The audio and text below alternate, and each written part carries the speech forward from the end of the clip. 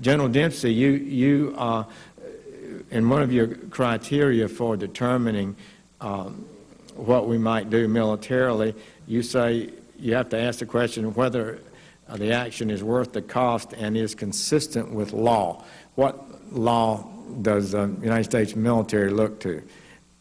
Yeah, if I could, since I'd like to address both because they are related. So cost, resources, risk incurred elsewhere by the use of force one other place. So, you know, it's a zero-sum game. We take them from someplace else, we use them for how long, and that's the kind of issue of cost. Is it, and of course in blood and treasure. The issue of legal basis is important, though. You know, we act with the authorized use of military force either at the consent of a government, so we're invited in, or out of national self-defense, and it's a very there's a very clear criteria for that.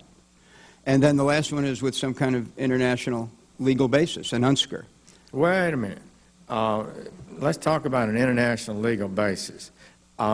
You answer under the Constitution to the United States government, do you not? And you don't need any international support before you would carry out a military operation authorized by the commander-in-chief. No, of course not. That's the second one I mentioned. I just want to know that because there's a lot of references in here to international matters before we make a decision.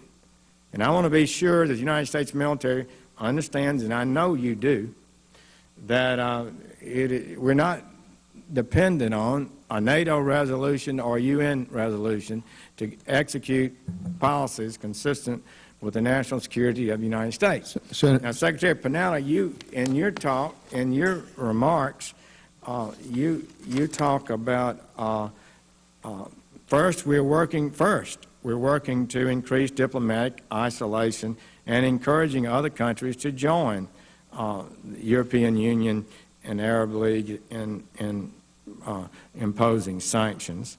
And then you note that China and Russia have repeatedly blocked the UN Security Council from taking action. Are you saying, and is the President taking the position, he would not act if it was in our interest to do so if the UN Security Council did not agree? When it comes to the kind of military action where we want to build a coalition and work with our international partners, then obviously we would like to have some kind of legal basis on which to do it, as we did in Libya. Now, some sort of legal basis. We worried about international legal basis, but nobody worried about the fundamental constitutional legal basis that this Congress has over war. We were not asked, stunningly, in direct violation of the War Powers Act, whether or not you believe it's constitutional. It certainly didn't comply with it. We spent our time worrying about the UN, the Arab League, NATO, and too little time, in my opinion, worrying about the elected representatives of the United States. Do you think that you can act without Congress and initiate a no-fly zone in Syria without congressional approval? You know, again, our goal would be to seek international permission, and we would come to the Congress and inform you and determine how best to approach this, whether or not we would want to get permission from the Congress. I think those are issues we would have to discuss as we decide what to do here. Well, I'm almost breathless about that, because what I heard you say is we're going to seek international approval, and then we'll come and tell the Congress what we might do, and we might seek congressional approval. No, well, I want to just say to you, that's a big dish. Wouldn't you agree? You've served in the Congress. Yeah. Wouldn't you agree that that's would be pretty breathtaking to the average American? So would you like to clarify that? But I've also served with Republican presidents and Democratic presidents who has always reserved the right to defend this country if necessary. But before we do this, you would seek permission of the international authorities.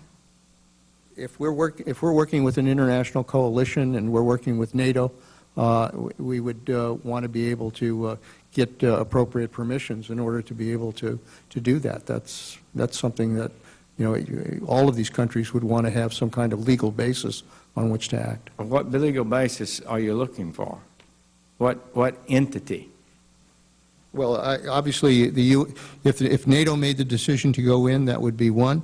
If we developed an international coalition beyond NATO, then obviously some kind of UN security resolution would be the basis for that. Coalition of, so you're saying NATO would give you a legal basis, and an ad hoc coalition of nations would provide a legal basis?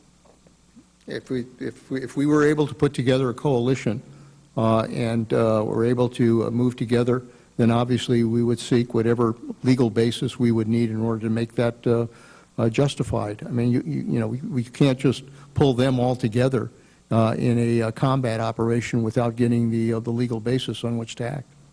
Who are you asking for the legal basis from? If it's obviously, if the UN passed a security resolution as it did in Libya, we would do that. If NATO came together as we did in Bosnia, we would rely on that. So, we have options here if we want to build the kind of international approach to dealing with the situation. Well, I'm for all for having an international support, but I'm really baffled by the idea that somehow an international assembly provides a legal basis for the United States military to be deployed in combat. I don't believe it's close to being correct. They can provide no legal authority. The only legal authority that's required to deploy the United States military is the Congress and the President and the law and the Constitution. Let me just for the record be clear again, Senator, so there's no misunderstanding. When it comes to the national defense of this country, the President of the United States has the authority under the Constitution to act to defend this country, and we will. If it comes to an operation where we're trying to build a coalition of nations to work together to go in and operate as we did in Libya or Bosnia, for that matter, Afghanistan, we want to do it with permissions either by NATO or by the international community.